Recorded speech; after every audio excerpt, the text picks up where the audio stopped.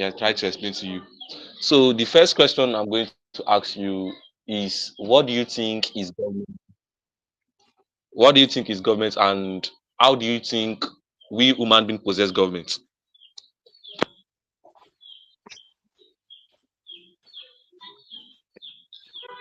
Hello. Sir, I asked the question just now. I said, what did you think is government? How do you think we human beings possess government? Can you please explain that? yes, sir. Government is like a group of people who control the country.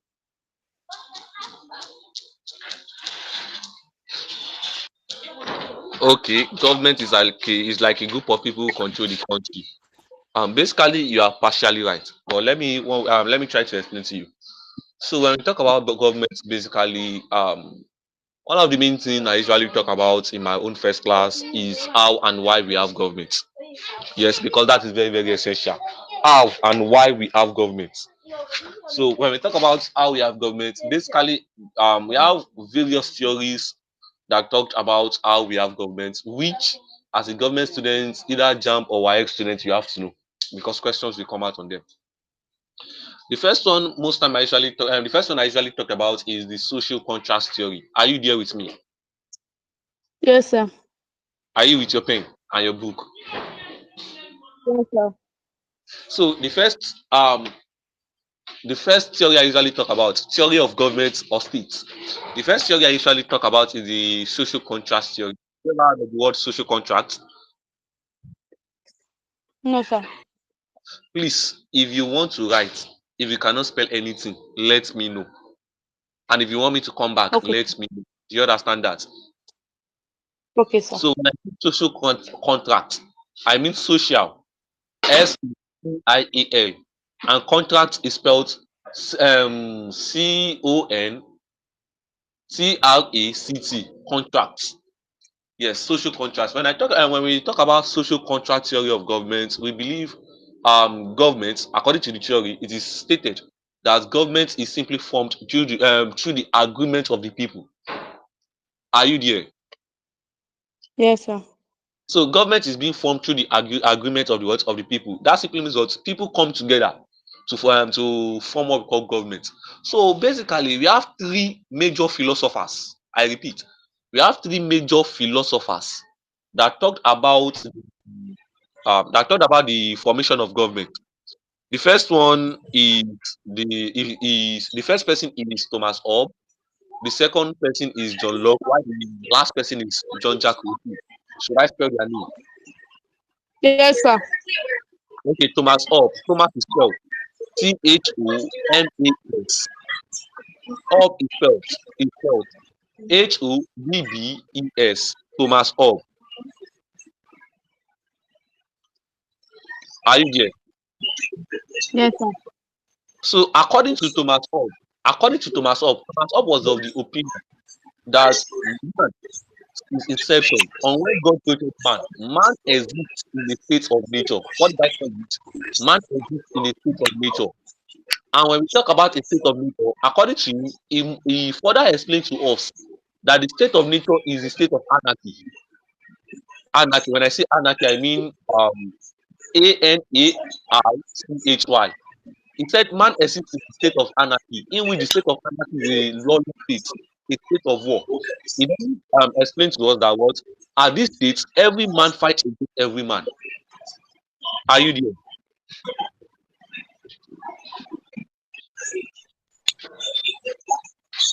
Hello? Yes, sir.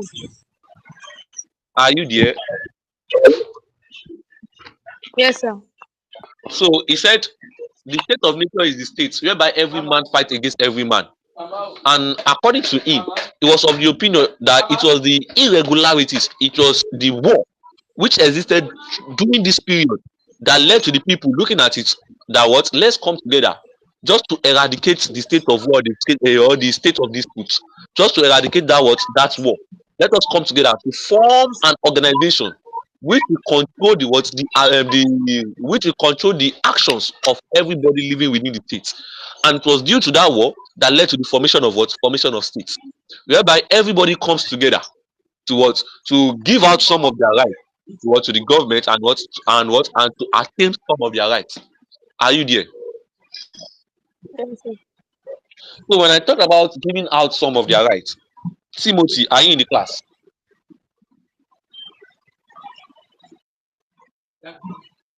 Okay, when I talk about giving out some of the rights, I'm simply talking about um we have the right to life, and we have the and part of our right to life, we also have the right to kill anyone who disturbs us. Yes, who want to take our life. But the logic there is that Yeah. what the part of the right we gave out was the right to kill other people, and the state gave us the right to what the right to live. So in the state of nature, it is the state whereby what every man kill every man. But we have to what give out that part of our right just to live, right to life. Do you understand? That is what Thomas Hobbes is saying. So Thomas Hobbes said the state of nature is a state of war, and it was due to the what irregularity, due to the war that existed within this state. That is what led to the people coming together to form government. Are you there? Do you understand me? Yes. So the second philosopher that explained the social contrast theory of government is John Locke. John is spelled John, and Locke is spelled Locke. John Locke. Do you get the spelling? LODE. Locke.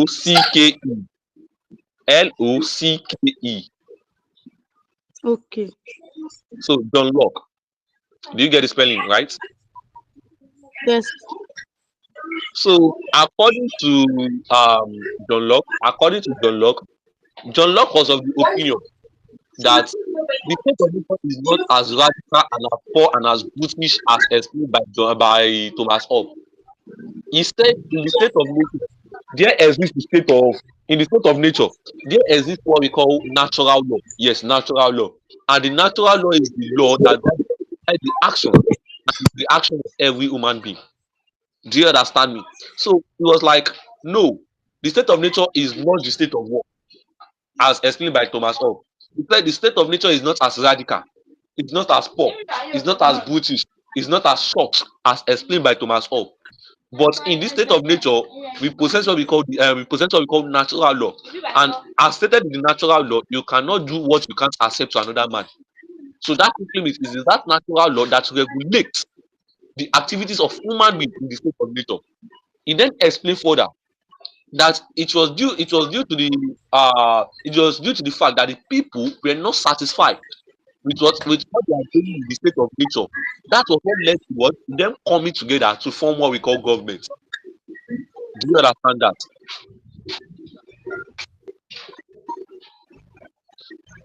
Hello, Anoluwa. Yes, sir. You can hear me? Are you jotting it down?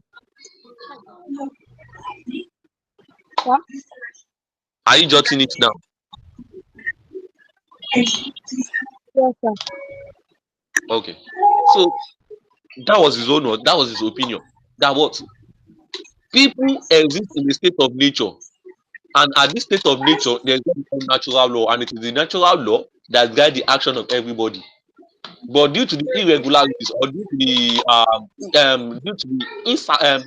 fact that the people were not satisfied with what they are gaining from the government, no security, no protection, nothing. That's why they come to the government that will protect the rights of every citizen of the state.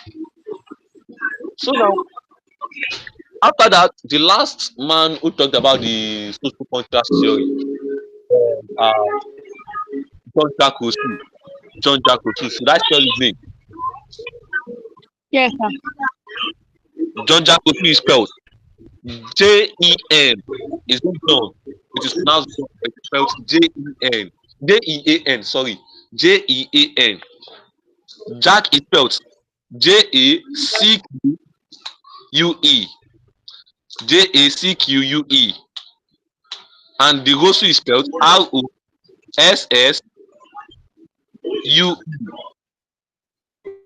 Rousseau. Are you there, please? Rousseau. Yes. The rotary is spelled ROUSSEAU. ROUSSEAU.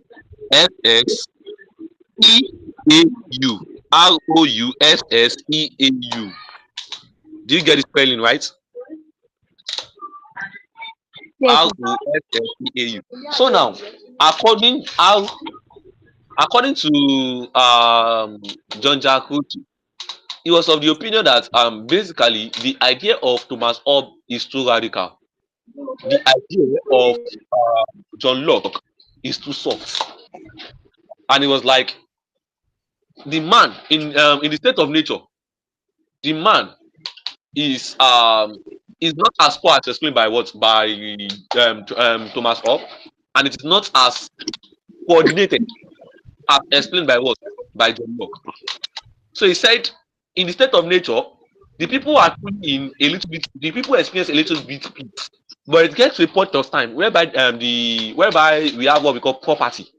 Yes, it gets to a point of time whereby people start accumulating property, and at that time, the people start killing themselves due to the stand. And that was what led to the what to the formation of that was the killing to attain property that led to the what to the formation of government. And what these three philosophers are explaining to us that the people are those who form the government. The people are those who come together to form what to form government, and that is what social contrast theory is what is talking about. The two of them believe that what man from the beginning exists in a state of nature, which is a state of war. They believe that man exists in a state whereby there is no government, there is no state. But it's just a report of that. The irregularity of the society they live in was what led to them coming together to form what we call what? To form what we call government. Are you there? Yes, sir. Do you understand me? Yes, sir. Any question before I continue? No, sir. So now the social contrast is simply talking about what people forming government. Just put that at the back of your mind. The social contrast of government, the social contrast theory of government, it is a JAMB question. Simply talk about what people forming government and the major theorists. Hey, the major theorists is what John Locke, Ginger Russell, and what and Thomas Hobbes. The second theory of government, basically we have um various theory, but I will be explaining three theories of government today. The second theory of government is the divine right theory. Divine right. Ah, DEVINE. Divine. Right is spelled RIGHT. You get the spelling. Come again. no, sir. I can't. The network is breaking. Okay. Okay. I said the second theory of government is divine right theory. Are you there?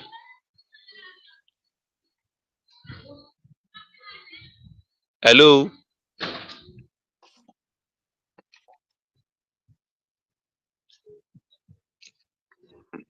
Hello? Sir. Are you there? Yes, sir.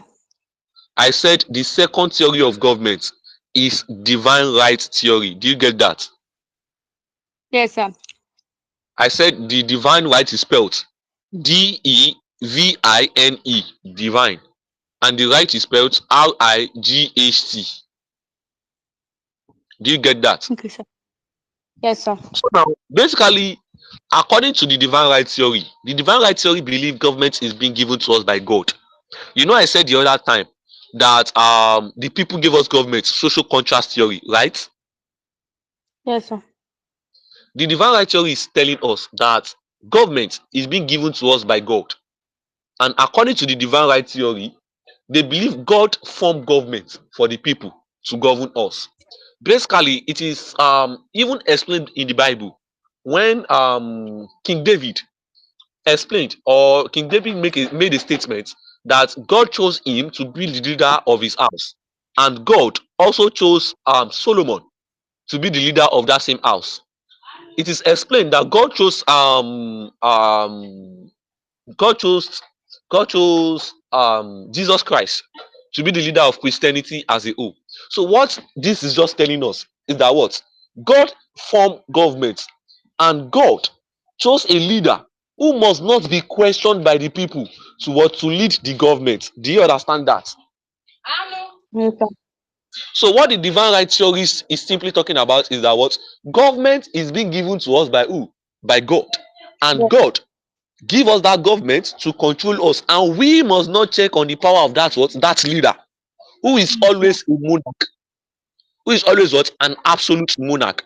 And look at those theories that explain the divine right theory.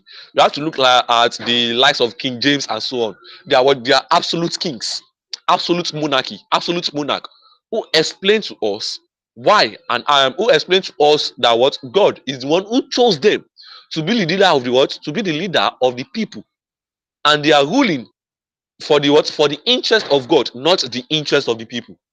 Do you understand that? Yes, sir. So that is it about what the divine right theory. I'm explaining this to you just to tell you how and why we have government. You know, the first one is talking about it was the chaos. It was due to the state of anarchy that led to the formation of government, people coming together. This second theorist is telling us God gave us government, and people should not go against the government. The government is always absolute. The power of the government cannot be questioned, and so on. And the king is what is the supreme ruler of the what of the world. That is what the divine right theory is talking about. Why the last theory of government I'll be mentioning today is the Marxist theory of government. Marxist theory of government. The Marxist is spelled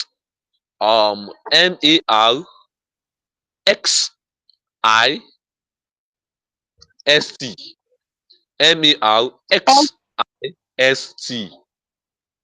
Do you get that? yes. Marxist. Marxist theory of government. Basically, when you look at the Marxist theory of government, the Marxist theory of government believed those who gave most government are the rich.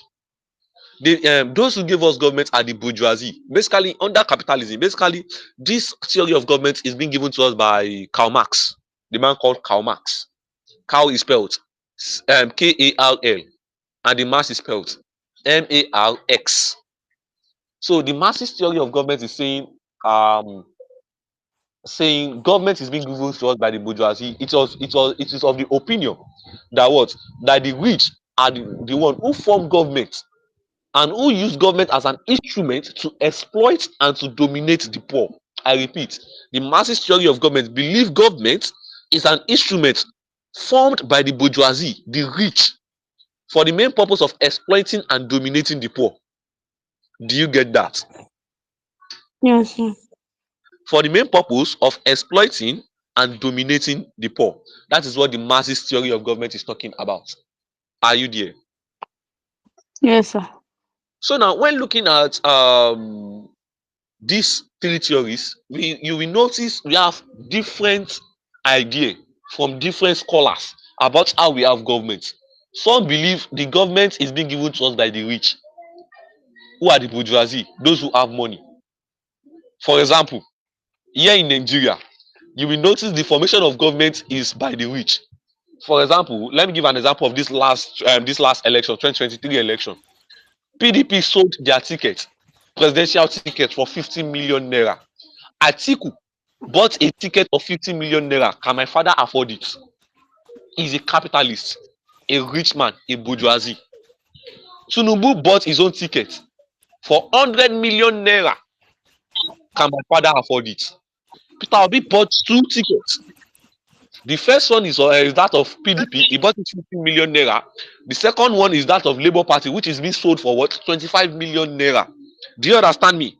That is what? 75 million naira. Can my father afford it? And that is what Karl Marx is talking about. The Marxist theory is saying government is just an instrument used by the rich to exploit the poor, to dominate the poor, to manipulate the poor, to control the poor. Do you understand? Government is what? Is an instrument used by the likes of what? Peter Obi, the likes of what? The likes of Tinubu, the likes of Atiku. To what? To exploit we the poor people. Do you understand me? Yes, sir. That is what the Marxist theory of government is talking about. Do you so when you look at this theory, basically when you look at this three theory, for example, because we still have other theories like the force theory and so on. The first theory is saying government is being formed through the true force. So when you look at this theory, we have various ideas. Yes, different ideas. You will notice these are different ideas on how we form government.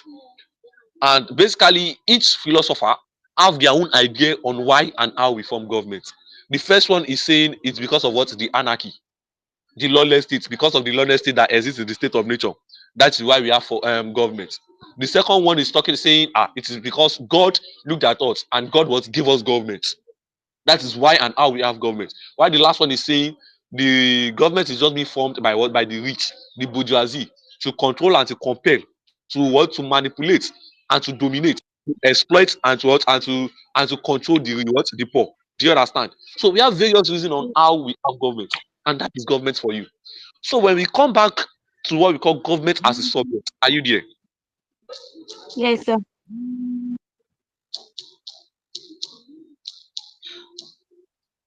So when we look at government as a subject, we will notice government belong as a subject belong to a field called the social science field. What did I call it? Social science field. Social science field. Have you ever heard of the word social science? Yes. Thank you very much. You've heard of the word social science. So what is social science? Ah,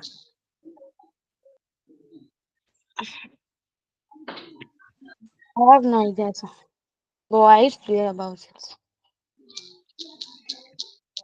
But you used to hear about it.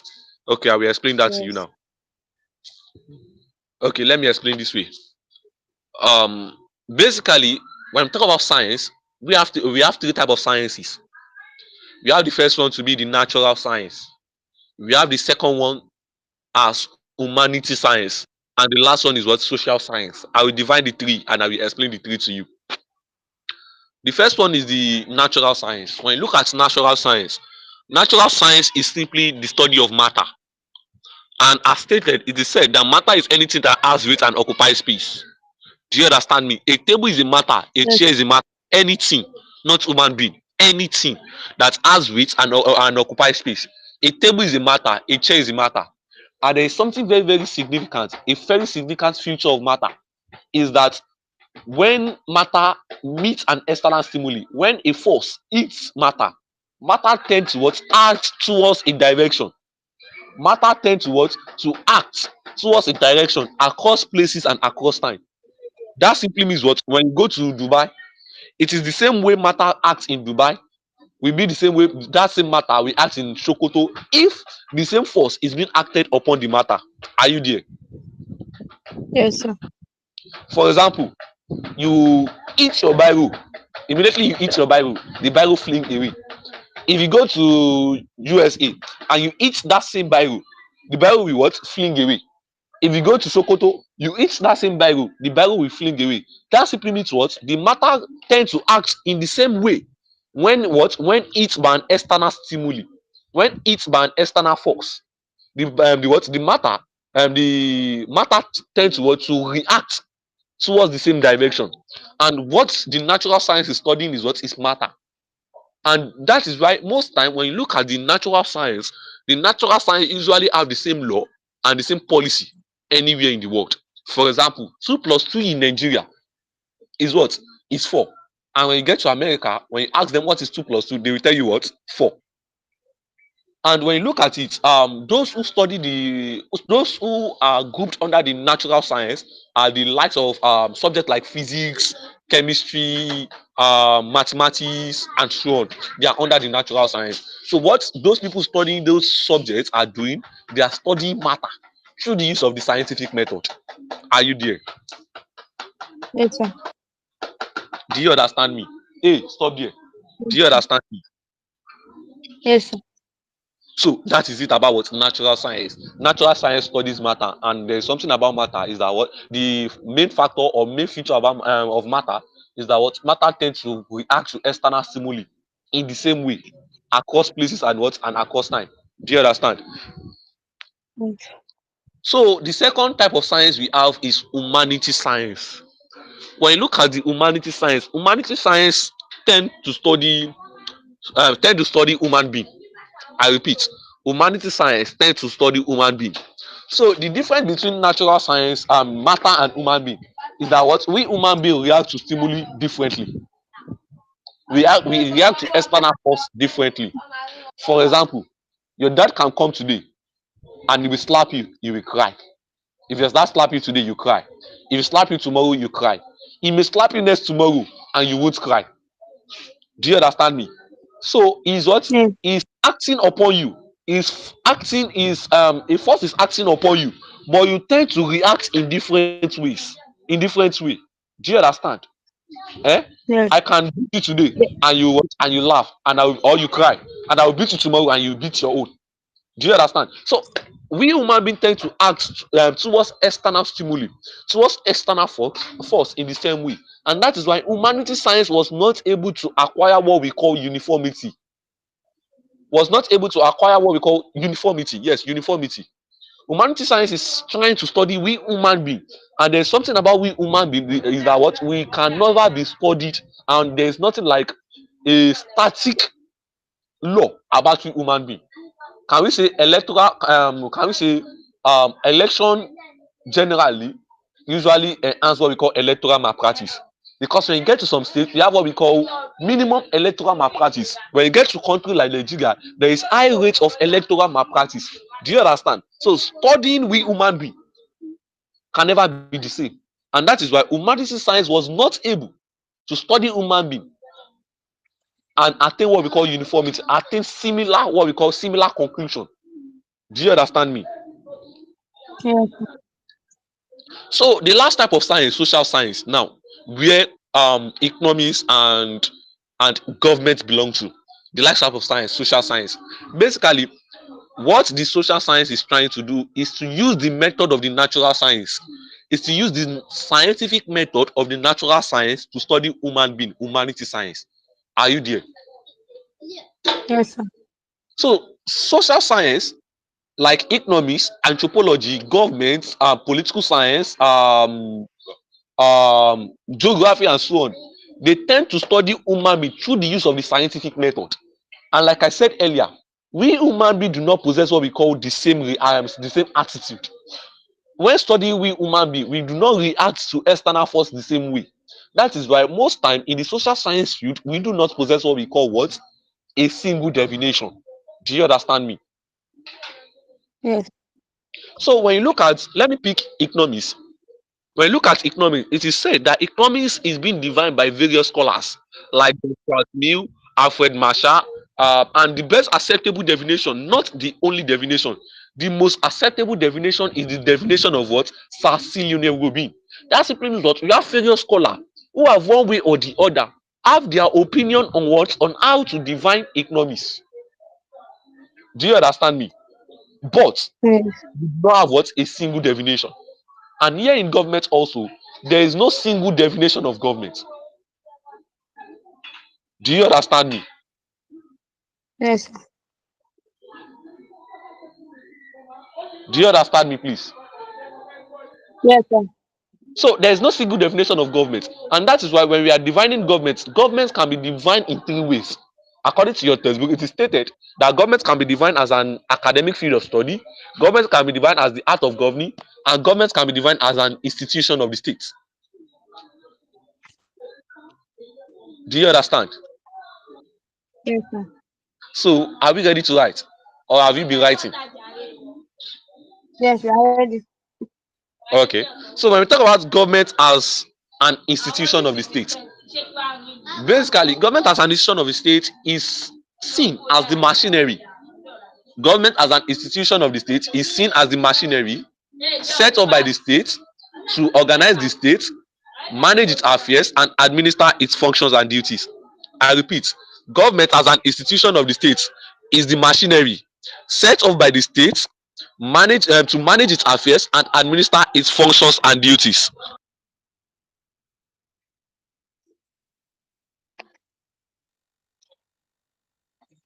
And what, sir? So When we talk about government as an institution of the state, let me give another definition.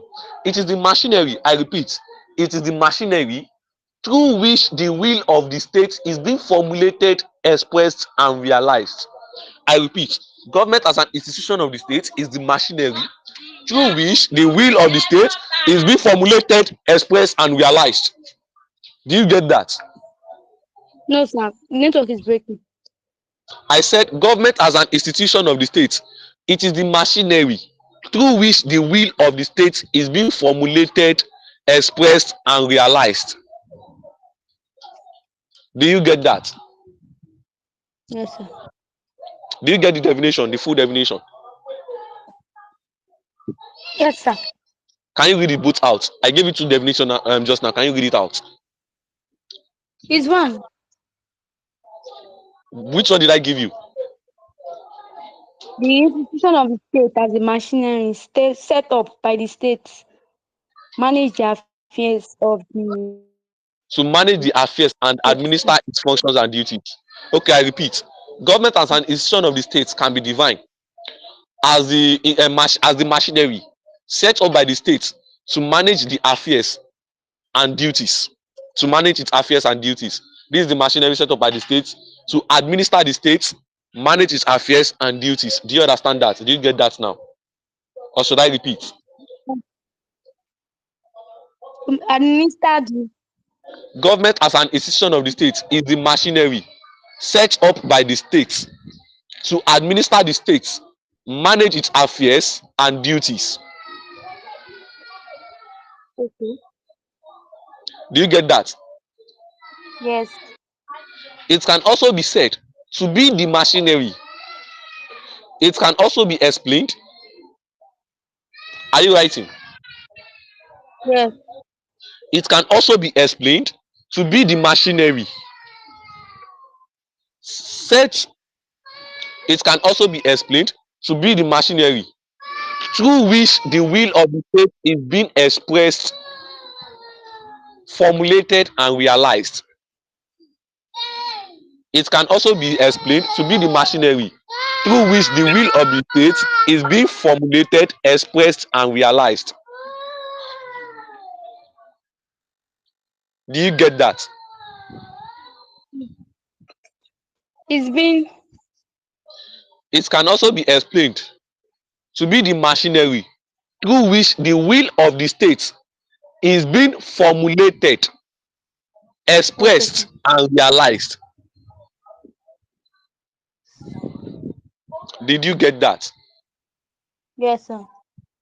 So when we are talking about the machinery of government, basically I asked some students a few years back that what are the machinery of government? They said machine are something we take to farm to cultivate crops. No. When I talk about machinery, basically the machinery of government is that institution.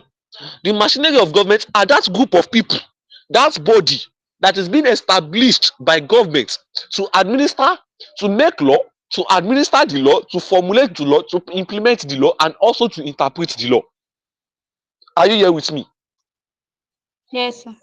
So when we look at the machinery of government, the arms of government are simply arms of government is simply the machinery of the law, and this include the executive that implement the law, the judiciary that interpret the law, and also the legislature that formulate or make law. Do you get that? Yes. Do you get that? So when we're talking about government as the machinery of government, the government as the government as the machinery of the state is simply the arms of government. The institution of government is simply the arms of government that formulate, implement, and also make law for the state. Did you understand? Yes. So that is what the first definition of government is talking about. Government as an institution of the state. So this institution, these arms of government basically have what we call different functions but interconnected function. I repeat, this arm of government basically possess what we call different functions but interconnected functions. That simply means what? The function of one arm of government is simply connected to another. Do you understand? Yes. The function of one arm of government is simply connected to what? To another arm of government. For example, the legislature make law, the legislative arm of government make law, and that same law is being implemented. I repeat, that same law is being implemented by the what? By the executive, and it is also being interpreted by the what? By the judiciary. Do you understand me? Do you get that? Yes. Do you get that? Or the service? Yes, I Hello. got. So I'm here, it is sir. implemented. They acted, and they usually act hand in hand. Do you understand? One make, one interpret, and one implements. So that is what government as what? As the institution of the state, as the machinery set up by the state to organize the state, manage its affairs, and administer its functions and duties. And these machineries is simply the what? The arm of government. And the arm of government include the what? The legislative, the executive, and also the judiciary. Do you understand that? Yes, sir. Yes, sir.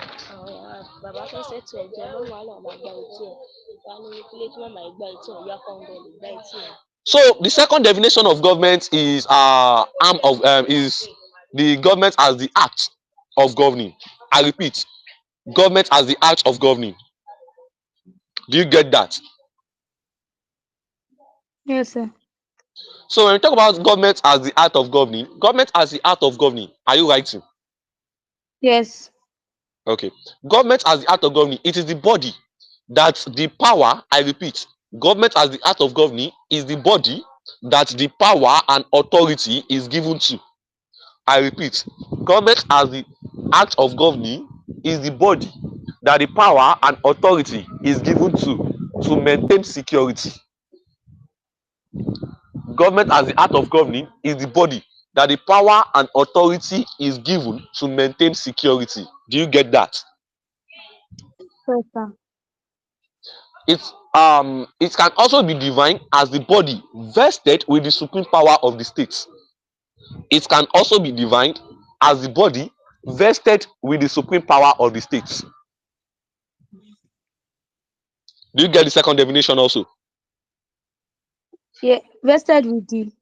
Supreme power of the state, supreme power, utmost power, the supreme power of the state. Okay, sir. You get the second definition, right?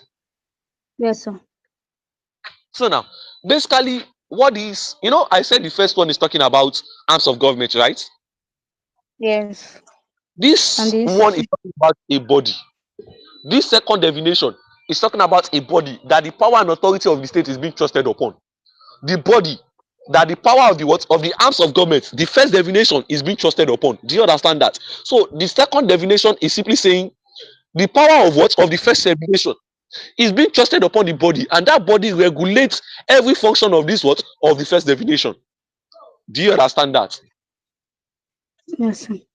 So what this arm of government, this body, the body that this second definition is talking about is simply the constitution. So this definition is saying that what? Government as the act of governing is the body vested with the supreme power of the state, the utmost power of the state. That the body that the power and authority, every power and authority of the state is being trusted upon.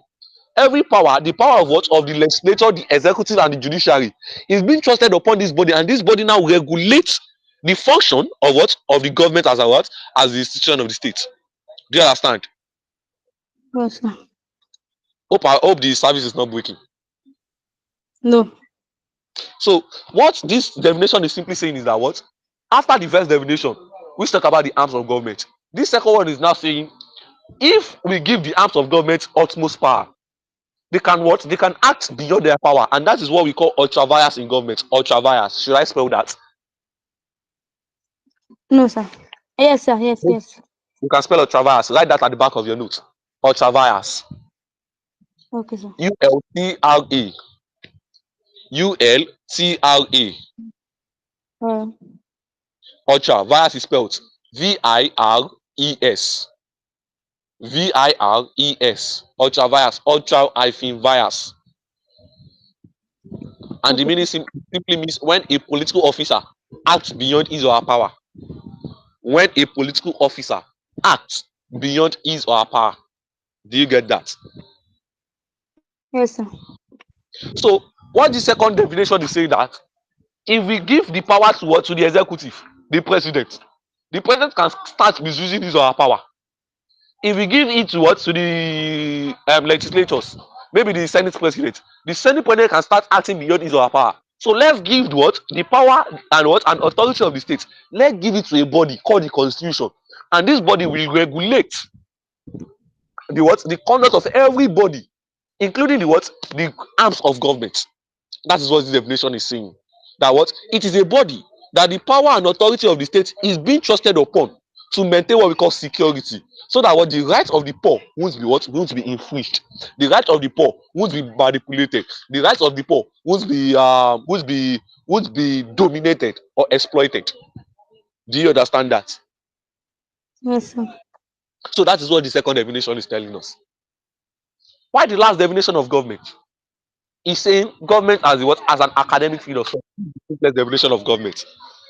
This definition is simply saying government is being given to us. Sorry. This definition, government as an academic field of study, is simply saying the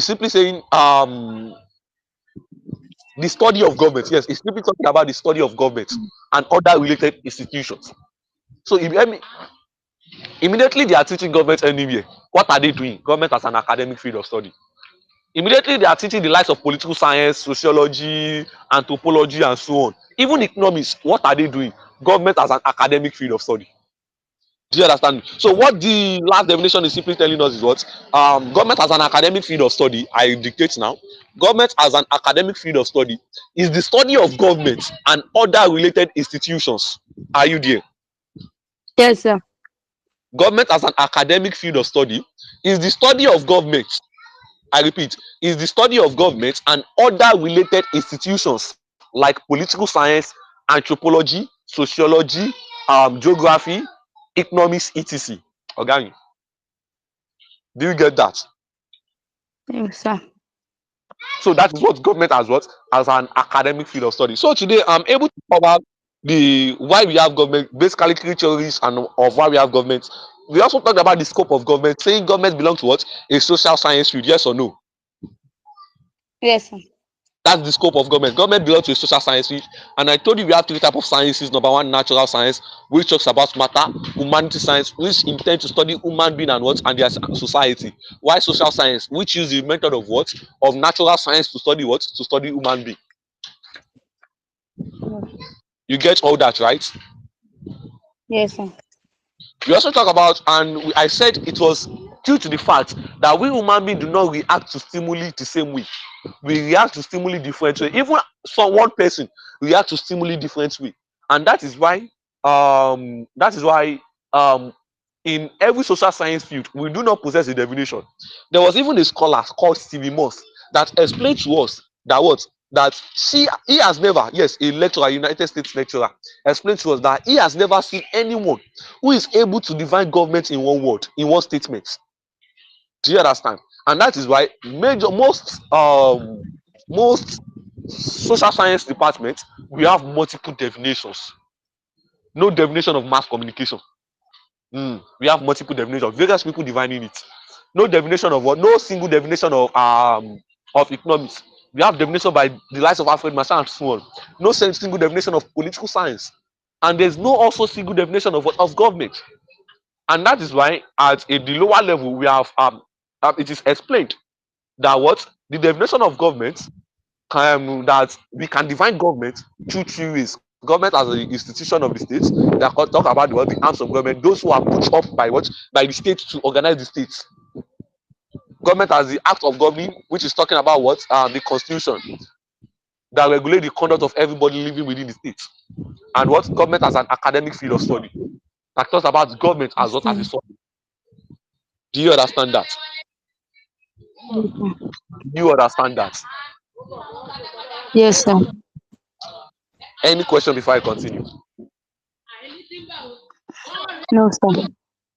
Any question before I continue, please? Please, you are allowed to ask any question on government. And there's something about my class. Read before coming to my class. Yes, always read. Basically, we may pick basic concept of government today. I may pick basic concept of government. I will try to explain one or two concepts. Do you understand? Okay, sir. So I will try to explain one or two. If I'm able to finish maybe power, I will explain power. And please, that simply means if I pick power today, do you understand? That simply means you are meant to read authority, legitimacy, sovereignty before coming to my class next time. I'm here to what? I will be coming to explain and give note on it. Do you understand that? Okay, sir. So now, any question? No, sir. I hope you understand everything. Please, if you do not understand, let me know. Okay, sir. So let's talk about basic concepts of government. Basic concept of government. Basic concepts of government.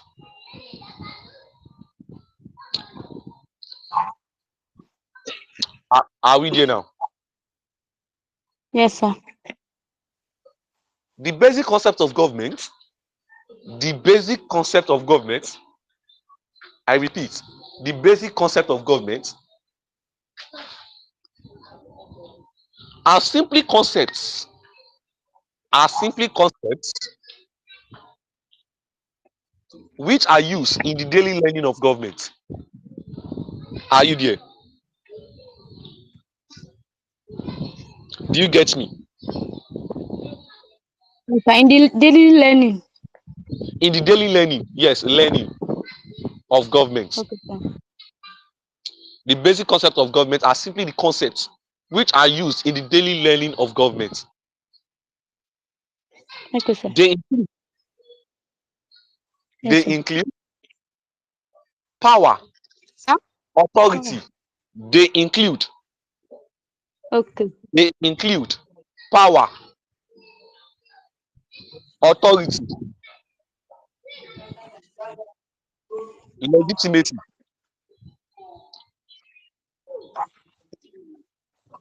sovereignty,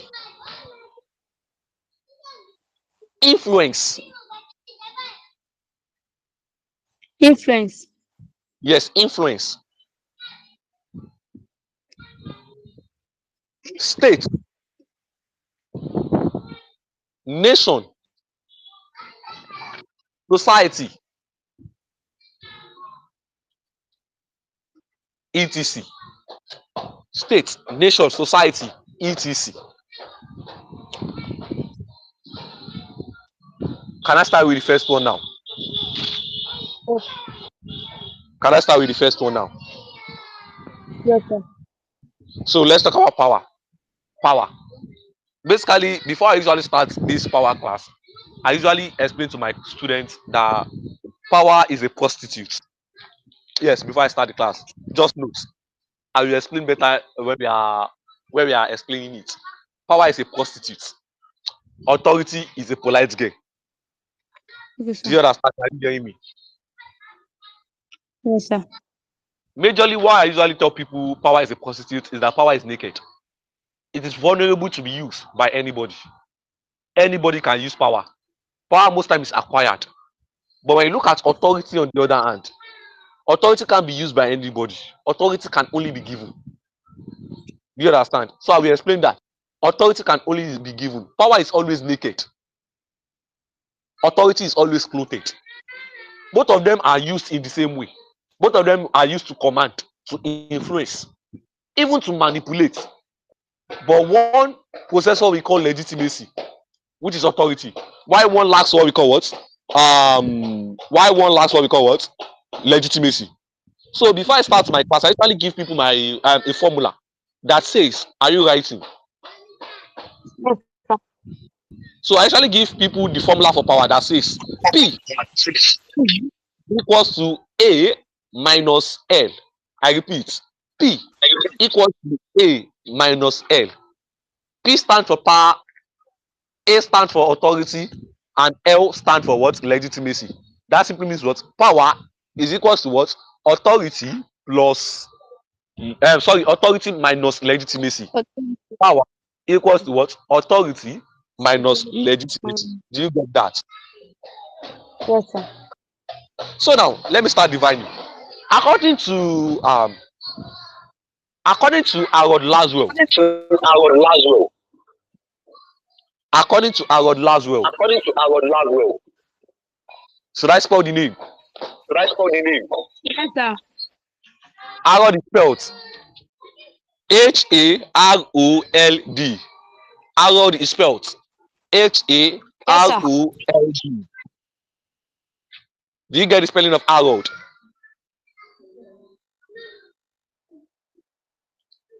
Please, do you get the spelling of Harold? Hello? Network is breaking. Yeah, network is Do you spell breaking. this? Do you get the spelling of Harold? No, no. H A H A Okay. R O L D. Harold. H A R O L D. Do you get that? And the last Laswell is spelled Laswell is spelled Lasswell. Sorry, Well. Lasswell. Okay, sir. Lasswell. EFL. So Laswell. So you get that now. So you get that now. Yes, sir.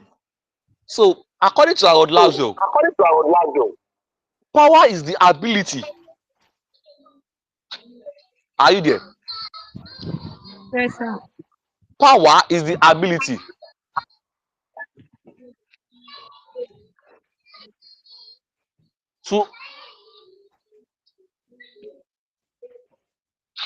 to affect another people's behavior.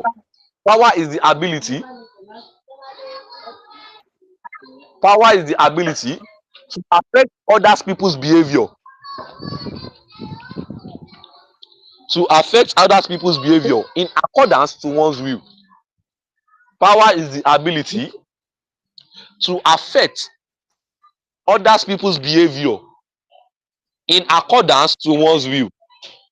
Do you get that? Yes, sir.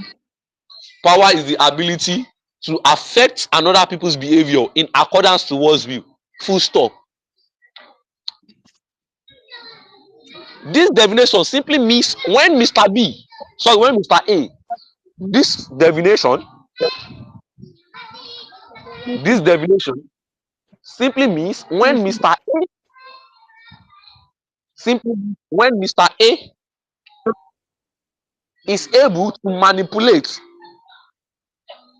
is able to manipulate Mr. B's action.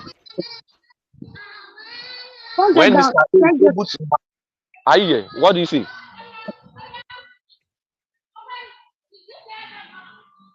Hello? Is able to manipulate. Yes, he's able to manipulate. This definition simply means when Mr. A is able to manipulate.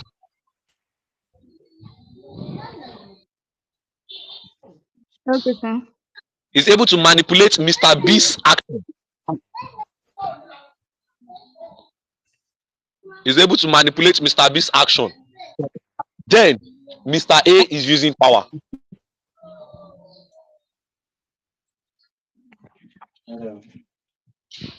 Do you get that?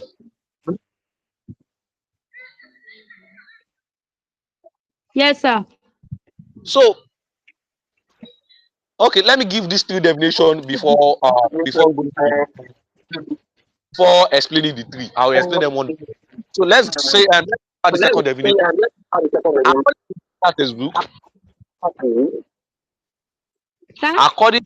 According to essential textbook, Okay.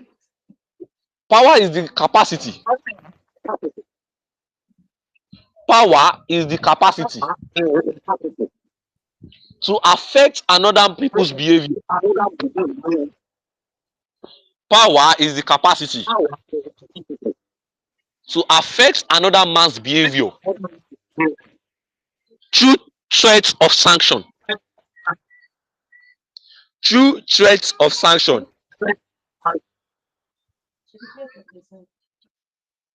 Are you there? Okay. Yes, sir. Sanction can be either positive or negative. Write that down.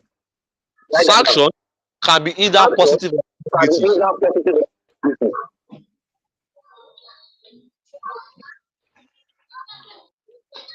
Note, sanction simply means force.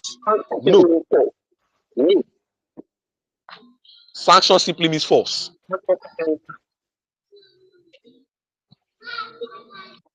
Do you get that?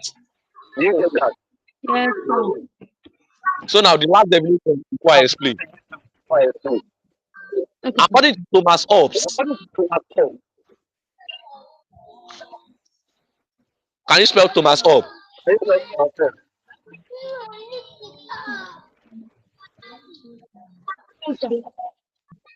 Can you spell Thomas Hobbes? Yes, sir. So Thomas Hobbes is spelled Thomas. Thomas. Thomas. Do you get that? Yes, sir. Hobbes is spelled Hobbes. Hobbes. Okay, sir.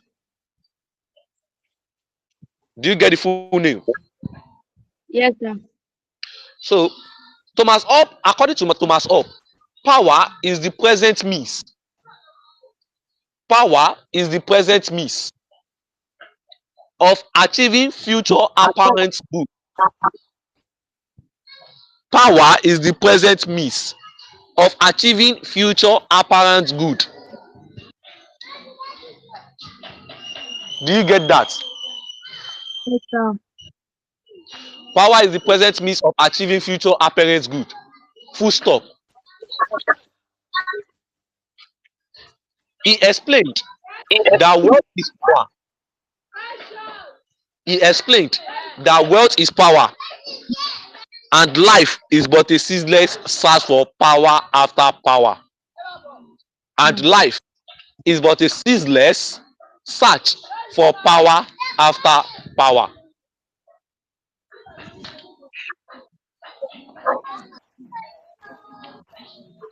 Yeah.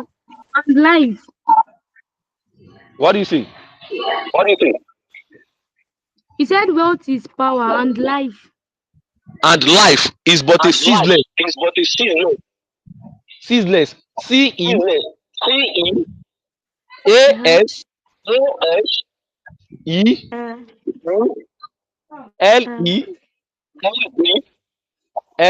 Okay. Is but a ceaseless search for power Okay. after power. Um, Do you get that? a ceaseless power. Life is but a ceaseless search. To search for something. Okay. It's but a ceaseless search for power after power. Do you get Okay, that? sir. Yes, sir. Life is but a ceaseless search for power after power. Okay, sir. So let me explain one by one. So what is it? Hello? Are you saying anything? No, Okay. sir. It's the network. Lazarus is saying. Lazarus is of the opinion that when one man can influence or manipulate the action of another man, immediately that person is using power. That is what he is saying. For example, when I was small, my mom and my dad, or my mom, we put my elder brother and I, we put our foot together. I will complain. My elder brother will beat me. If I complain tomorrow that he's giving me small food or small fish, he will beat me. If I complain next tomorrow, he will beat me. It's getting to a point of time whereby I do not complain anymore. What is he using? He is using the power he possesses, the physical power he possesses against my own. He is using that to compel and to influence my own action. I wish to complain, but I do not complain because I know he will flog me. Do you understand that? So he's influencing the action. So when one man can influence the action of Mr. B, I would like to power. Do you have any question? No, sir. So that is what I would like to say. That power is the ability to influence other people's situation according to your own will. For example, there is a time ago when I'm in school. Yes, you like I usually most time I love people cooking for me. So there was a girl that usually cook for me then. Um, there was a day I have planned my life that we wake up on Saturday, eh, wash my clothes, go back to bed, read before even cooking. But this girl just called me by 6:30. That I start coming to my hostel 6:30 in the morning. Start coming to my hostel, I cook. I did not have choice, but the girl is using the power she possesses. When I get to her hostel, unfortunately, she has not even finished cooking. I have to wait for like 1 hour more to take the food. So what is the girl doing? She used the power she possessed against my own on me. She used the power she possessed to lure me out of my own hostel by 6:30 when others are sleeping. My own will, the choice, my own choice is to sleep. Are you there? Yes, sir. My own choice is to sleep. But what is she doing? She is luring my own action to act in accordance to her own will. She want me to come by this time. So she instructed me due to the power she possessed, and I what? And I went. That is what we call power. Immediately you can manipulate or influence the action of others. According to exercise textbook, then move forward. Exercise textbook said two threats of sanction.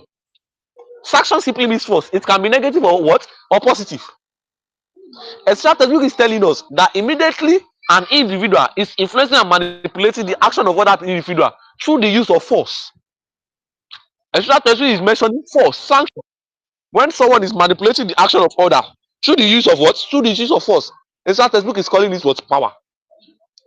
Um, For example, my elder brother forcing me to what? To compare to what? To act towards a direction. My elder brother forcing me to accept the small meat what he gave to me. That is what we call what? Power. He's using the power he possesses against mine. On me. Do you understand me? yes, sir. That is what the sister textbook is saying. That is why sister Sebu said two threats of sanction. So sanction can be used positively or negatively. That's why I said sanction can be what? Positive or negative. What my elder brother is doing is a negative sanction. But when your parents what? Punish you for what? For a good purpose. For a right purpose is what? Is a what? Positive sanction. Do you understand me? That's why I said sanction can be either positive or what? Or negative. Do you understand that? Yes, sir. So the last one I'll be explaining before leaving the class is the definition of power according to Thomas Hobbes. Yes, Yahoo boy definition. That is how I usually call it. When I think about Thomas Hobbes was of opinion that power is the present means of achieving future apparent good. According to him, it was that thing you possess now, and you are using that thing to possess what you are meant to possess in the future. That is what we call power. And according to him, he is simply referring to what we call wealth or money. He said wealth is power, money is power, and life is but a system for what? Wealth after wealth, money after money. According to him, he believed in what we call economic power. That economic resources you possess that you are using to what? To acquire future goods. He called it what? Power. Do you understand? And he said wealth is power and life is but a system for power after power. That simply means what? Life is but a system for what? Wealth after wealth. Do you understand me? Yes, sir. So what Thomas Hobbes is simply saying is what? Is that accumulation of wealth is what we call power. The amount of wealth you possess is the amount of power you possess. You know, essential technique is talking about what? Using of force, physical power. But what? But Thomas Hobbes is saying power, according to his own, is that what power is wealth. What that thing you possess, which is wealth, that you can use to acquire what you are meant to acquire in the future. That is what he's talking about. Any question? No, sir. Any question? I hope you understand what I explained tonight. Yes, sir. Okay. Have a blessed night. I continue with the types and ways of acquiring power in our next class. Have a blessed night. Okay, sir. Thanks, sir. Good night, sir. Good night.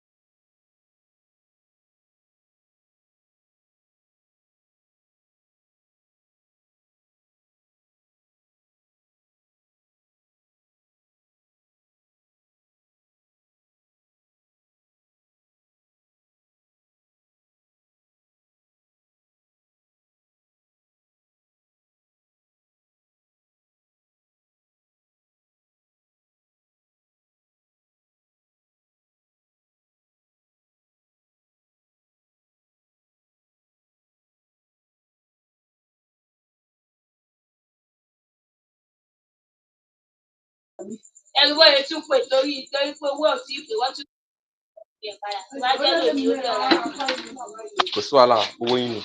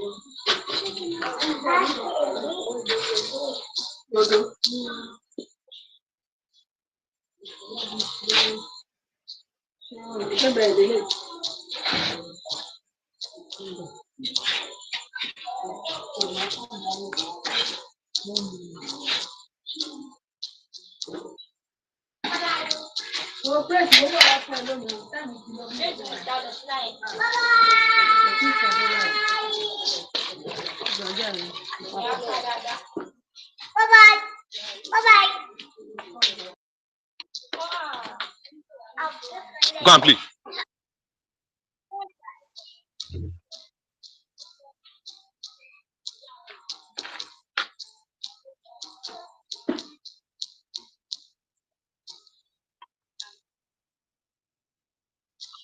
Hello, Anuluwa, are you there? Yes, sir.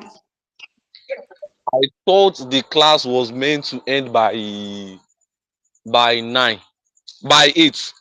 I'm very, very sorry. He told me just now that the class was meant to end by 9. Yes, sir. I'm very sorry about that. That is a big mistake from my end. So can we continue our class? Yes, sir. Okay, where do we stop? The government by the I'm coming, sir. Okay.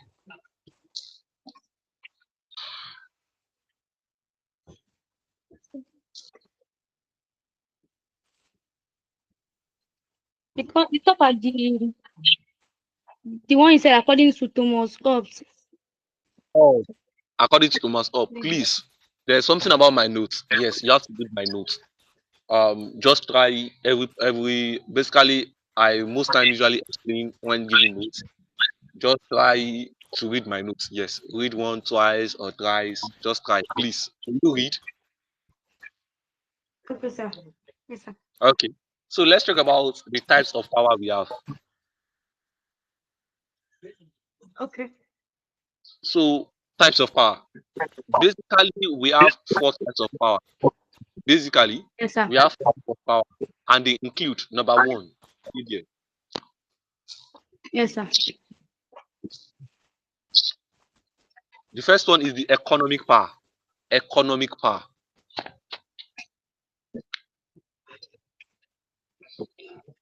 Should I explain? Yes, sir. So right, economic power is the type of power that is being acquired. I repeat, economic power is the type of power that is being acquired by an individual who possess a certain economic resources. Economic power is the type of power that is being acquired by an individual who possess a certain economic resources and who use these resources to manipulate or to compel others people's decision, and who use these resources to manipulate or to compel other people's decision.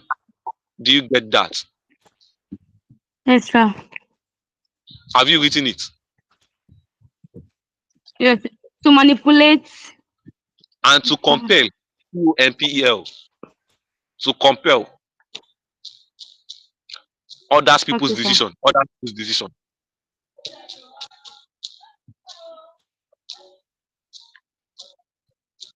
Okay, sir. So that is economic power. So what economic power is saying, don't right now, I just want to explain economic power before going to the next one. What economic Okay. power is saying is simply saying that resources you possess, that economic resources you possess, and you are using it to compel the decision of others. That is what we call what? Economic power. For example, maybe you possess a spoon of rice. Are you, are you there? Yes, sir. Okay. Maybe you possess a spoon of rice. Then I do not have any mistake. Then you come to come and take. Immediately you have to bring the spoon of rice towards me. I open my mouth. You draw it back. I close my mouth. Can you picture that? Yes, sir. So I open my mouth. You bring the spoon again. I open my mouth. You draw it back. I close my mouth. What are you using? You are using the resources you possess to compel and to what and to manipulate my own action. Instead of telling me open your mouth, close it, open your mouth, close it. You know I will not do that. But what are you using? The resources, the economic resources you possess. You're using that to what? To manipulate my own action towards what? Towards a specific direction because that is what you want me to do. So economic power, it is that economic resources you possess, either money. Basically, that is what Thomas Hobbes is saying. Either money or what or any resources that thing you possess, either gold, silver, and you are using that to compel the decision of other people. That is what we call what? Economic power. So the next one is physical power. Right. Physical power.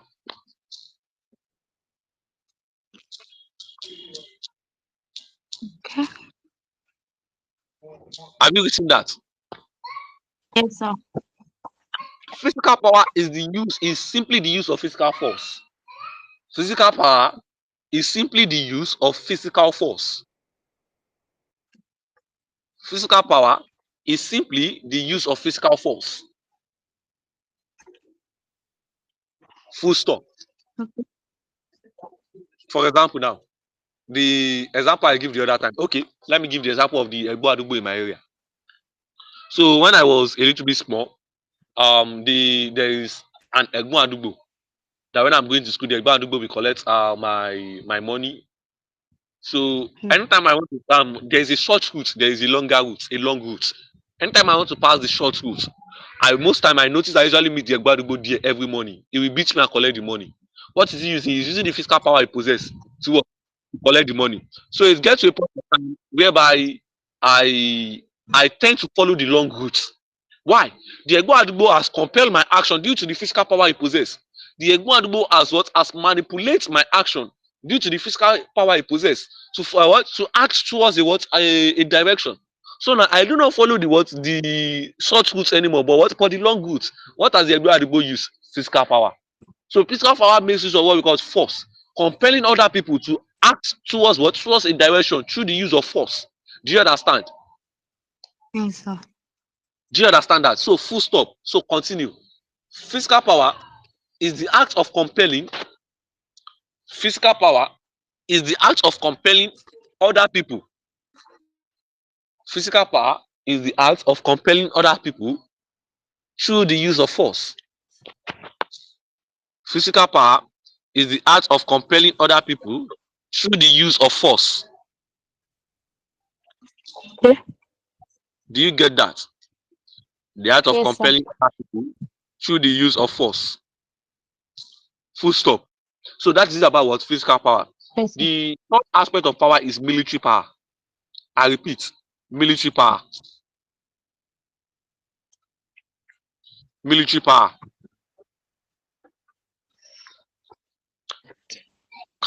Can I dictate now? Yes, sir. So military power is Military the power form of is power that is being used by the armed forces. Military power is the form of power military power is that a is form being of used power. by the armed forces. By the. Armed forces. Okay. ARM. Armed forces. Okay. Military power is the form of power that is being used by the armed forces. Okay. Military power is the form of power that is being used by the armed forces. Who came into power through coup d'etat? Please, if you cannot spell the coup d'etat, let me spell it. Go and play. I'm doing something. Are you there? Yes, sir. Should I spell the armed force? Should I spell the coup d'etat? Yes. Coup d'etat is spelled CUP. Then a little bit space DE. DE. And the last one is TAT. Okay. Do you get that? Yes. Do you get that? Yes, sir. So military power is the type of power that is being used by the armed forces who came into power through coup d'etat and who rule through the use of force. And who rule through the use of force. And who rule through the use of force. Do you get that? Yes, sir. So basically, I'm not dictating now, I'm explaining. Basically, when you look at military power, this is the type of power that is being acquired by what? By the armed forces. Who came into power through coup d'etat? Yes, through coup d'etat. And coup d'etat most time can be bloody or bloodless, but most time it is bloody. Yes, it is bloody. So they came into power through the use of force, and they ruled through what we call decree or edict, which is also the use of force. If you've one way or the other, if your teacher one way or the other explained to you military rule, they will tell you the first action of the military of a military officer is to suspend the constitution. Constitution. Immediately they suspend the constitution, they will start and that decree or edict is basically through force. Do you understand that? Yes, sir. So military power is just that type of power used by the military officers who go through what decree or edict, which is a form of what force. Do you understand that? Yes, sir. So the last type of power is the political power. When we talk about political power is the type of power acquired by a political officer. Political power is the type of power acquired by a political officer. Are you there? Yes, sir. Political power is the type of power acquired by a political officer.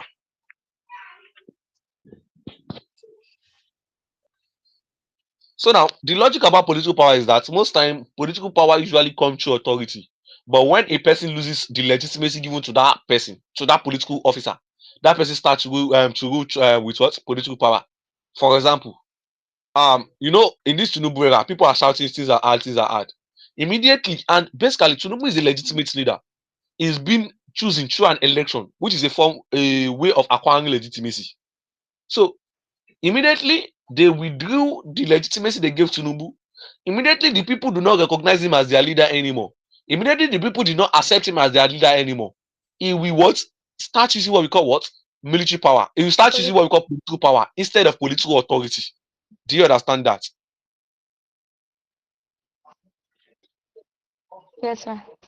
So political power is just that form of power acquired by what? By political individual, by an individual who occupies a political post. Yes, Political power is that type of power acquired by an individual who occupies what? A political post. Do you get that? Who occupies a political post? Do you get that?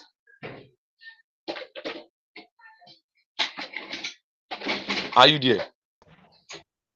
So any question on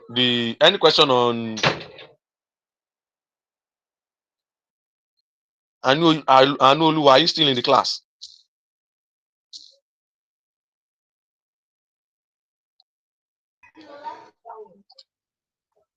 Anolu, are you still in the class? Sir. Yes, sir. So do you get my last statement No, sir. when I was talking about political power? That is it's acquired by the political officers. Who acquired who possess a political post, right? No. What do you say? You explain like you explained the other time before I went I log out. Any question about power, about types of power? Any question? No. No, sir. No. Okay. Let's then talk about ways of acquiring power. Next subtopic. Ways of acquiring power. Ways of acquiring power.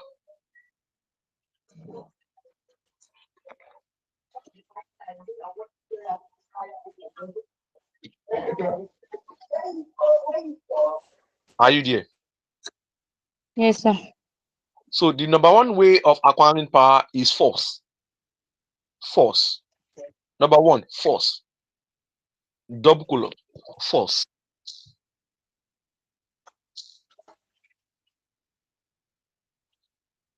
Are you there? Yes, sir. Power most time makes use of force. Power most time makes use of force and also can be acquired through the use of force. Power most time make use of force and also can be acquired through the use of force. Power most time make use of force and also can be acquired through the use of force. Do you get that? Yes, sir. Power most time make use of force and also can be acquired through the use of what? Force. Like, for example, the aspect of my elder brother I told you earlier, whereby he will because he wants to give me small meat, he will start beating me so that we not complain. Do you understand? What is he using? He's Yes. using what? Force to acquire that form of physical power. So number two, economic economic resources. Possession of economic resources. Yes. Possession of economic resources.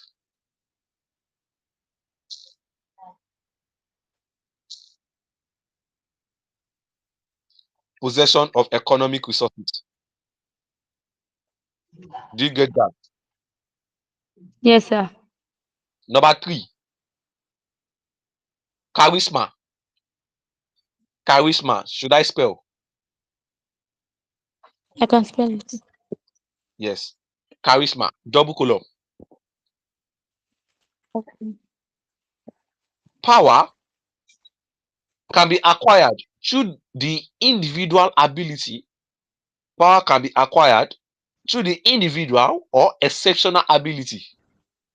Power can be acquired through the individual or exceptional ability an individual possess.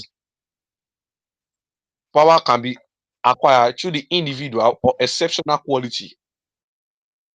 Through the individual or exceptional quality and Exceptional. individual quality or ability. Power can be acquired through the individual or exceptional ability or quality that an individual possess. That An individual possess. Possess is spelled Possess. That an individual possess. Do you get that? yes, sir. So what I'm simply saying there is that some people possess that exceptional ability. Some people possess that individual quality that people looked at them and give them the power. For example, the Olerebi compelling the action, the Olerebi of a family, head of the family of family, the oldest in the family, compelling the action of others. What is he using? He's using the power he possesses, and that is due individual quality. A very good example is that of Adolf Hitler. Have you heard of have you ever heard the name Adolf Hitler before? Yes, sir. The man who propounded Nazism. You've heard of Nazism before, right? No. No. You've heard of Nazism before. No, I don't think so. Or when we are talking about the type of government, we be talk about it. Yes, that should be after the basic concept. We will talk about the types. We talk about Nazism and fascism and so on. So Adolf Hitler. Let me just tell you a little bit about Adolf Hitler. Basically, Adolf Hitler before the Second World War was among the Nazi party. Was a member of the Nazi party. But that same before the Second World War, during the period of 1935 to the period of 1939, Adolf Hitler left the party because he was not really happy with how Germany is losing in the world. Germany is at that point, Germany is losing a lot of territorial gain, a lot of Germany is losing in the economic aspects entirely. So Adolf Hitler left the party, the Nazi party. But later on in 1939, Adolf Hitler, before 1939, yes, that is in 1935, yes, 1935, Weimar Republic. In 1935, Adolf Hitler was begged to become the leader of what? To become the leader of Germany by the Nazi party. So Adolf Hitler, due to his own exceptional quality, due to the leadership quality he possessed, he was begged to become the leader of what? Of Nazism. But later on, Adolf Hitler later become a authoritarian government, a totalitarian government, whereby he caused the Second World War. Are you there with me? Do you understand my story? Yes. So what I just want to pick out here is that what Adolf Hitler, due to his quality, was able to acquire what we call political power.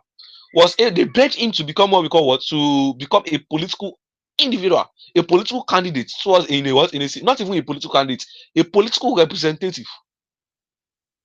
So Adolf Hitler, at that time, possessed what we call political power. Do you understand? So due to the charisma Adolf Hitler possessed, he was begged to become the leader of what? Of Germany.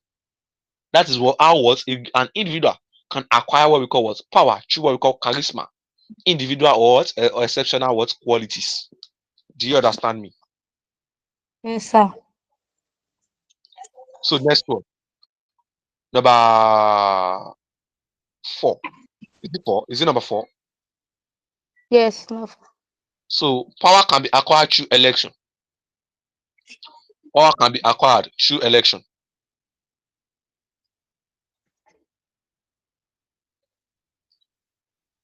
Do I need to explain that? No, sir. So the last one is custom and tradition, number 5. Custom and tradition. Custom and tradition. Custom and tradition.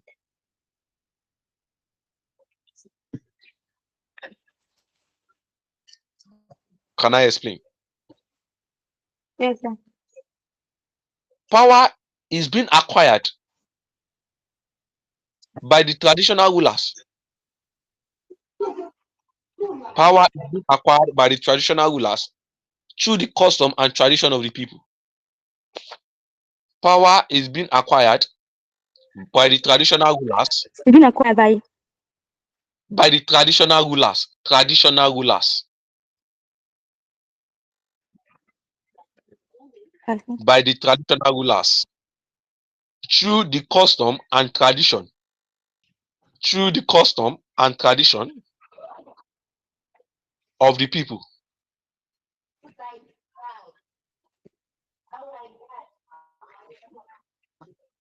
For example, now the power given to or the power acquired. Don't let me use given to. The power acquired by Oba Obini is being given to him by the custom and tradition. He is able to acquire that power through the custom and tradition of the people. Do you understand me? So power can also be acquired through custom and tradition, or the custom and tradition can give a leader what the power to control what the citizen. Do you understand that? Yes, sir.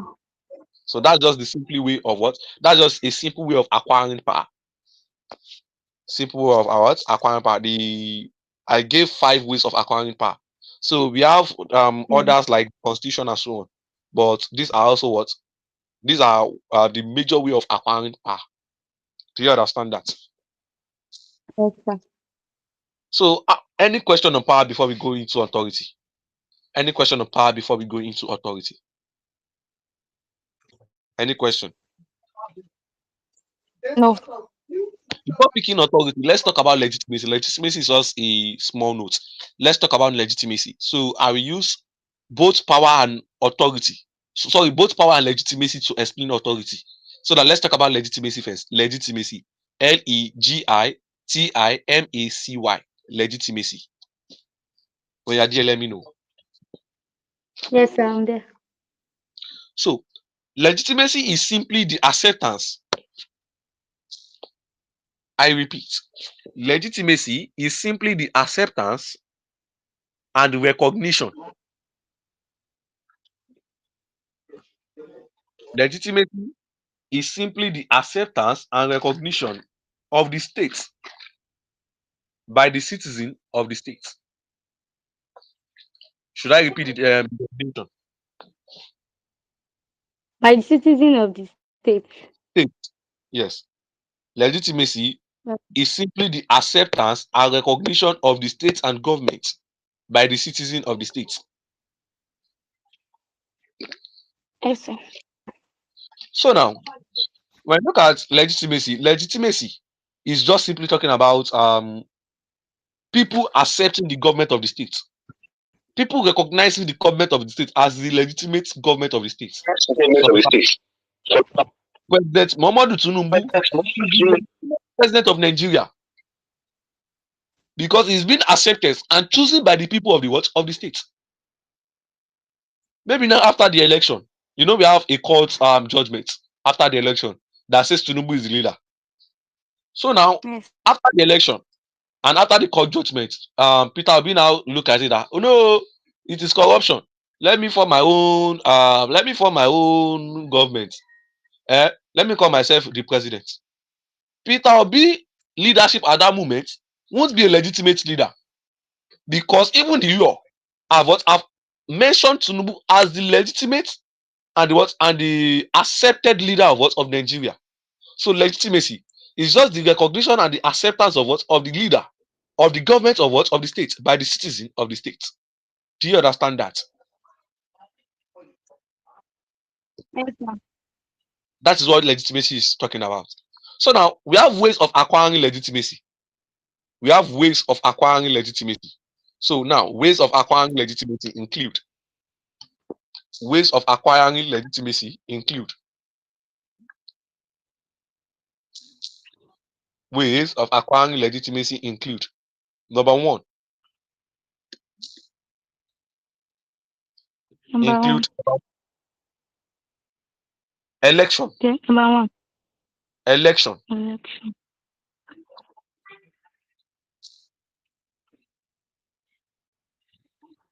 Okay. A leader can be recognized and accepted.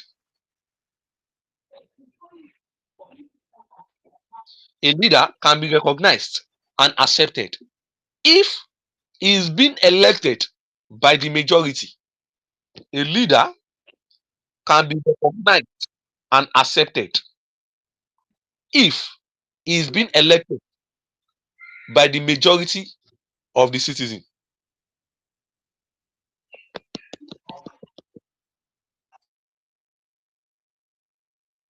Do you get that?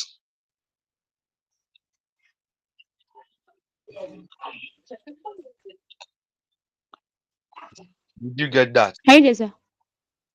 Do you get Yes, sir. that? Yes. So now, if a leader is being elected by the citizen, he is being given what we call legitimacy. Tinubu acquire his own form of legitimacy through what we call election. So when a leader is being acquired When a leader is being elected, that simply means what? He's been accepted and recognized by what? By the citizen of the state. And that way of acquiring legitimacy, that is number 2, is through good public policy. Through good public policy. Oh yeah, dear, let me know. Okay. Through good public policy. Okay. I'm there. You know, the policy of a leader, the good policy of a leader can easily enhance the people, or can easily make the people accept him as the sole representative of the state. Example of a leader who acquired legitimacy through good public policy is the man called Murtala Mohammed. Have you ever heard of the name Murtala Mohammed? Yes. Yes. You've heard of the name before, right? Yes. So now the logic is here. Murtala Mohammed came into power through coup d'etat force. He started ruling through the coup or edit force. But how did they accept him? It was because he has what we call what? Good public policy. Yes. It was because he has what we call good public policy. It is even stated that Murtala Mohammed tend to board public transit, public transport with what? With Nigerian citizens, just to hear what they want and what they need. So he was then accepted to be a legitimate leader of Nigeria by the people through his what behavior, and through the public policy, through the good public policy he implemented and he formulated. Do you understand that? Yes, sir. Any question? No. Another one is good leadership. Good leadership, or yes, good leadership quality. Good leadership quality. Good leadership quality. So a leader can acquire legitimacy through good leadership quality. Do I need to explain that? No. No. No. Another one is true charisma. True charisma. True charisma, which is exceptional quality, which is true exceptional or individual quality. True charisma.